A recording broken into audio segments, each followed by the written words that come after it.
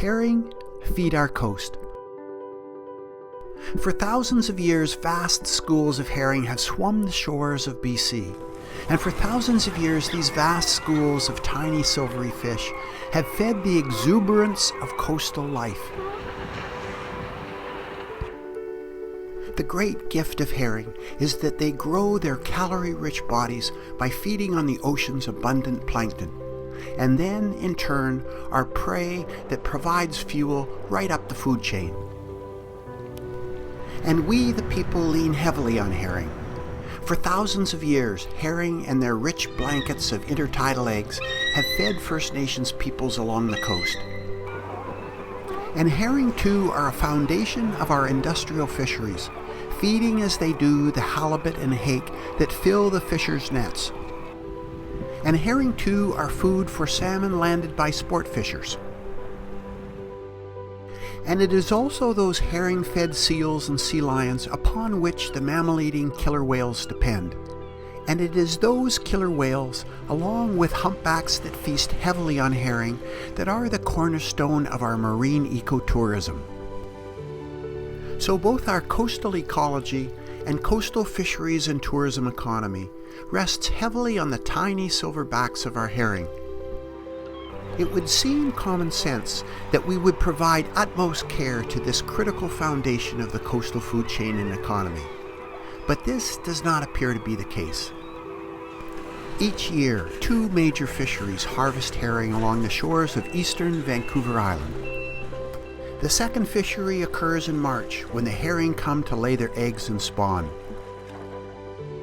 So this year I've come to Hornby and Denman Islands, in the heart of the herring spawn, to witness this herring roe fishery and see if I can make sense of it.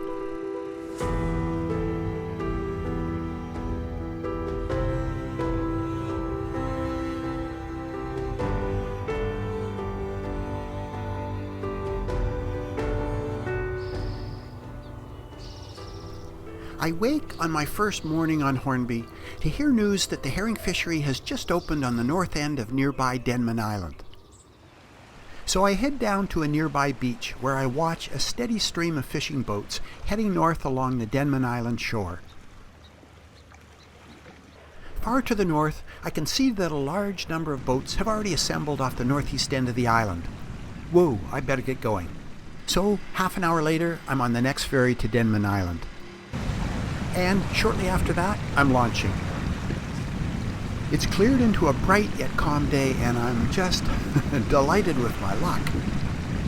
So I head north along the Denman shore, the fishing fleet far ahead of me. As I paddle north, the breeze drops, the ocean becomes smooth, and I see how clear the ocean is. As I float here, I remember back to the herring spawn I experienced a year ago along the north shore of Hornby Island.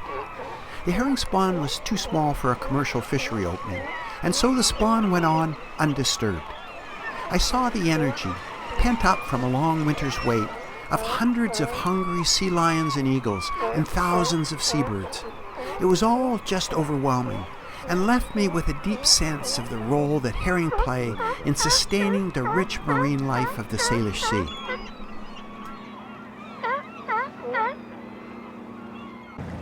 After about half an hour, I reached the southern end of the fleet, and an industrial rumble and the sound of gulls fills the air. And the water's changed. It's clouded, a telltale indicator that I'm nearing the herring spawn. The cloudiness reflects the male herring sperm, released during the spawning. There's just no mistaking it. The herring sperm creates a froth of white foam and turns the water to a milky turquoise. I land on the nearby shore so I can get my binoculars out and take a look at the fleet. I prop myself on a rock and take a look. The fleet stretches up the shore as far as I can see. Nearby are several dozen boats. This is a gillnut fishery, and it's busy with boats jockeying for position as they lay out and take in their long nets.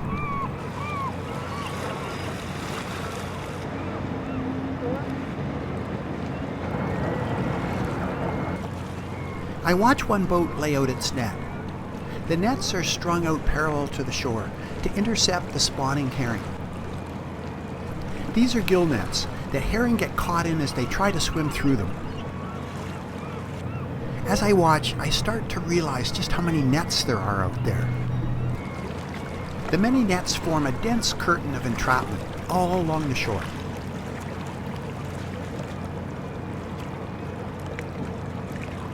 All around the fleet, the ocean is alive with wheeling gulls.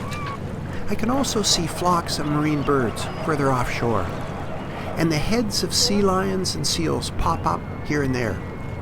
The spawn area appears vast, likely extending 2 to 3 kilometers along the shore. That is, if the extent of the fleet can be used as a measure.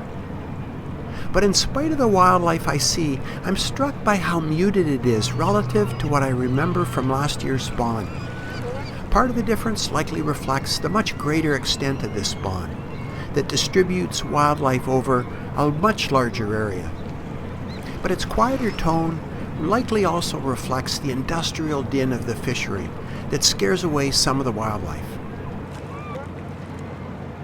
In front of me, a boat laying out its net moves to reveal another boat pulling in its net. And as I look around, almost everywhere, nets are being hauled in full of herring.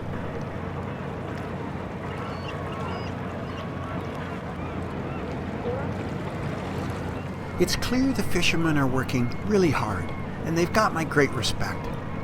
But I have to confess, I find the whole scene depressing. These are herring that could have spawned, and lived on to spawn again and again and again, filling the Salish Sea with herring and building the health of our inland sea. Instead, these fish will be ground into fish meal, a practice that's illegal in Canada because it's so environmentally destructive and wasteful. But the Minister of Fisheries grants an exemption to this fishery on a technicality. There is a commercial value to the eggs of the female fish. The eggs, called roe, are sold as a delicacy food largely in Asia. So, in pursuit of the eggs, female herring that could spawn as many as 7 times are killed. Also killed are the male herring, half the total catch. Males, of course, have no eggs and are just collateral damage. So the eggs, equivalent by weight to 1 out of 10 herring, are the commercial value of this fishery. The rest of the herring, equivalent by weight to 9 out of 10 herring that I watch hanging from the nets, is ground into fish meal, to be used to feed farmed fish or as garden fertilizer. And all the while, this fishery directly undermines the economic viability of our halibut, hake, and salmon fisheries, our salmon sport fishery, and our whale watching industry. Collectively, these other activities produce over 15 times the economic value of the herring fishery. And all the while, herring stocks up and down the BC coast are failing. 4 of 5 herring fisheries are closed now due to overfishing. This fishery is the last remaining, and many scientists worry that the Strait of Georgia herring cannot sustain this fishing pressure. So why this fishery is allowed is a great and frustrating puzzle. I watch some of the herring slip from the rising net and fall back in the ocean. I wish them good luck.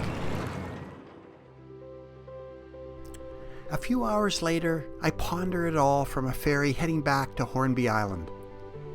Far to the north, up the Denman Island shore, I can see the lights of the herring fleet. If the herring stocks were strong in the Salish Sea, a fishery such as this might make sense, but they're not. What I learned today is that I am more determined than ever to join those who call for an end to this herring fishery. A broad range of fisheries scientists have called for a moratorium on the herring fishery. It's a moratorium supported by Coast Salish First Nations, more than 50 towns, cities, and districts on Vancouver Island, and over 60 NGOs. And 160,000 people have signed a petition against the fishery. A great chorus is growing. So I have hope. Common sense is on our side. I just know common sense will win in the end.